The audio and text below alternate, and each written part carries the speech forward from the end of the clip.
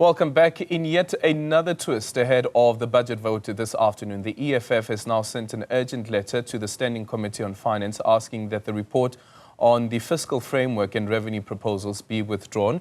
The report was approved yesterday after the marathon talks between parties and in the finance committees. But the EFF says that proper procedures were not followed and has fired off a letter to the Standing Committee Chair, Dr. Joseph Maswanganyi. This development adds to the already fraught tensions between the political parties over budget proposals. Let's now go back to Newzroom Africa's Michelle Craig, who's joining us outside Parliament. Once again, a very good morning to you, Michelle. And all of this also happening as you have Cosatu, the alliance partner of the ANC, which too has rejected this VAT increase. Certainly, Eldrin. Good morning to our guests, our viewers again as well. And yeah, there are so many moving parts, but I think important just to note, and we'll get more clarity now with Matthew Parks, who is Cosatu's parliamentary coordinator. But timing is important here. Let's not forget that this budget should have happened weeks ago. It should have been tabled weeks ago. It was tabled on the 12th of March, which is then now delayed a whole range of things. Let's bring in Matthew Parks now. Matthew, thanks for joining us here outside the Parliamentary Dome. This is the thing, right? So let's actually start with the latest around the EFF. It says it wants the report to be rejected. There are a whole range of legality issues, but the report as it stands has been adopted. No, it's been adopted by the majority members of the finance committees, which is the ANC, Action SA, FF Plus and so on.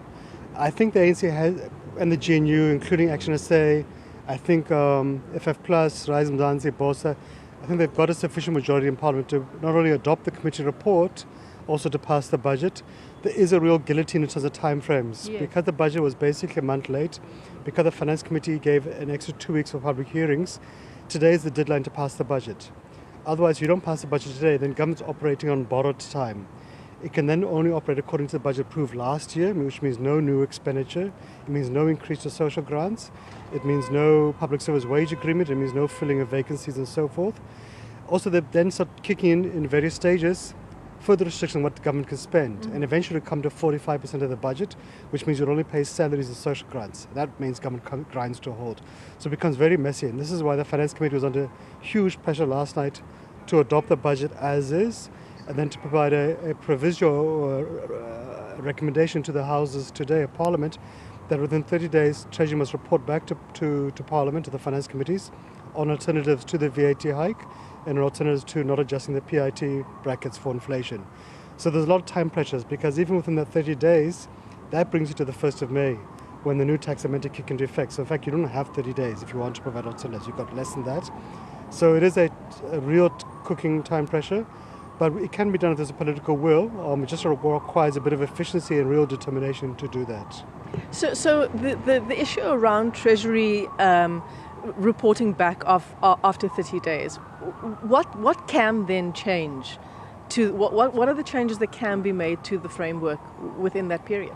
So basically, they'll drop the 2.4 trillion rand budget as is. They won't change the broader expenditure amounts, but within it they could tweak on two options. One, they could delete the VAT hike. They could adjust the personal income tax brackets for inflation, which is what all the parties in the Finance Committee recommended to the House of Parliament to agree to. They can review some of the expenditure items. And already yesterday, the South African Revenue Service has actually assisted significantly by over-collecting taxes by 9 billion rand, which is 2/3 of the VAT hike. So there is space for a bit of creativity to say, okay, we can change this expenditure. SARS has brought 9 billion rand to the table. Can we forego the VAT hike? So you can do it quite easily, but you can't do it within 30 days. You've got to do it within less than that, because come the 1st of May, companies, employers, retailers want to implement the tax. They will be required to implement the taxes. So this is not something you can do 5 minutes to midnight. We're on injury time and we need to get things done much quicker. But there is ways to do it. It's not elegant, but you can still do it. It just requires Treasury to come to the party very quickly. We think they can do so easily. They've been working the budget for the past 8 months. It's not difficult for them to say, okay, here are a dozen options around revenue, around expenditure within the same fiscal framework that can address the concerns. And then you allow Parliament the final to say. It can be done, but it needs a bit of urgency now. Yeah. SARS was in conversation with my colleague Aldrin Sampier just earlier, where that announcement was made. It's interesting times, isn't it, Matthew? Normally, when we get to this stage of the budget, it's almost like it's a box-ticking exercise.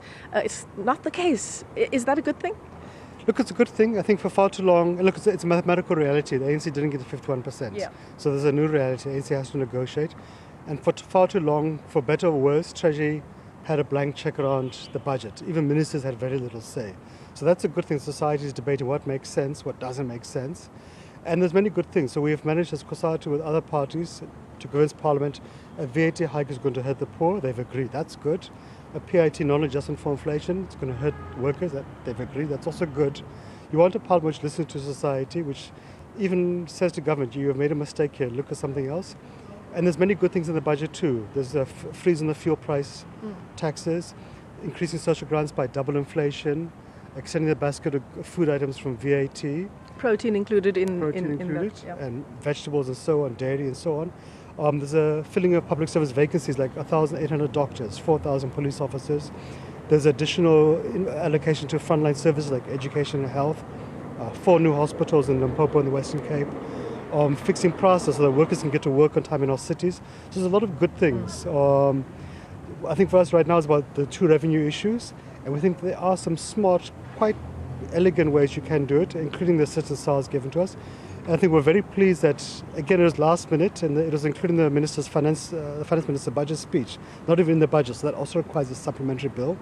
An additional 4 billion rand for SARS, which is going to enable SARS to go after tax evasion, and that's the fundamental solution to our revenue crisis. We have 800 billion rand of money owed to the state, existing taxes. SARS has been given an additional 7.5 billion rand, which I think is really going to help reduce the tax evasion amounts, and that's going to ease the pressure on the state to increase taxes upon the poor, upon workers and so forth. So there's a lot of good things. I think it's just a bit messy. It's a little bit of a roller coaster. But if government and parliament show the commitment, we can get through the finishing line with a good budget at the end of the day. Look, ultimately, and I'm glad you highlighted the issue around getting our ports and our rails back on track, so to speak. But we need to get the economy going. We need to get the majority of the young people that are at home without a job, we need to get them into jobs. That's a fundamental solution, because you don't have a revenue or expenditure crisis, you've got a growth crisis. Right. And because companies are not selling the products, workers are not employed, people are not buying goods, we don't have the taxes flowing to the state. If you grow the economy, then those will be resolved. So part of the infrastructure allocation of 1 trillion rand to rail, to ports, to electricity, to water, to roads, is to get the economy growing from 1% to 2 to 2.5%. That's going to begin to change the discussion. So fixing metro rail means workers can get to work on time. That improves the urban economy. Fixing transit means that the mining, the manufacturing, the agricultural sectors can take off. That means company tax coming to the state. Fixing ESCOM means all workplaces can be productive. So those are the fundamental solutions. But also in addition to expanding public employment programs. So they've increased that to about 31 billion rand. So that's good. It's not enough, but it's a good, it's a significant shift from the 3 billion rand before to help young people to enter the labour market, to gain the skills and experience they need, to earn a minimum wage.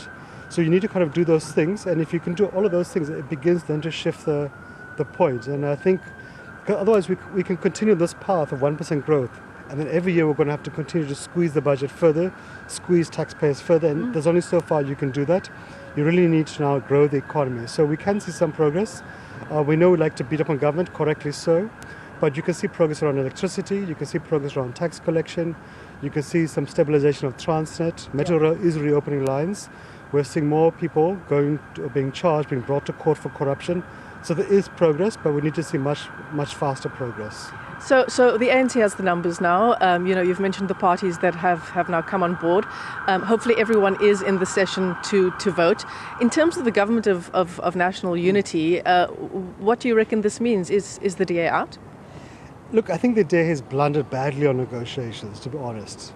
I mean, because as trade unions, we always know we'll come with 10 demands, and if we get 5, we'll celebrate those 5, and we'll mourn the other 5 we didn't get. But to go with an approach to say we have 10 demands is no compromise. You paint yourself into a corner, and the ANC has a majority in the GNU without the DA, with the FF Plus and all the other parties, the PA and so forth. With Action SA coming aboard, like we saw last night, if Bosa and Rise Mzansi, I don't know about other parties, come on board, It has its options. But look, it's teething pains, I think, for everybody. It's teething pains for the ANC, which is used to being governing by itself. It's also a learning experience for the DA and other parties who are just used to writing angry press statements from the opposition benches. But we need them to find each other, all the parties. We need also, similarly with the EFF and MK, to have a different approach, because ultimately we all need the state to function, we all need the economy to grow, we all need to see jobs being created. Yeah, absolutely. We don't have endless time as a country to address the issues. We can't sustain a 41% unemployment rate. So parties need to find each other. The thing of theatrics pointing fingers is entertaining, but it doesn't provide solutions. And ultimately, the ANC was in a very difficult spot last night and today of needing to pass a budget. And we also say as Cosatu, we can't let today pass without a budget being passed. That would be a disaster for frontline services. Yeah, certainly. Matthew, thanks very much for joining us. Matthew Parks is Cosatu's parliamentary coordinator. And in many respects, Aldrin, this is uncharted territory for us, isn't it? We're in a government of national unity. We've never been in a situation, or the ANC has never been in a situation, where it's really needed to go to the negotiating table, to make concessions, to find middle ground. Normally, it's really just a box-ticking exercise with the ANC's previous majority in the House. Of course, now it's more about working together with other parties, and hopefully the outcome of those kinds of negotiations are ultimately good for democracy. Aldrin.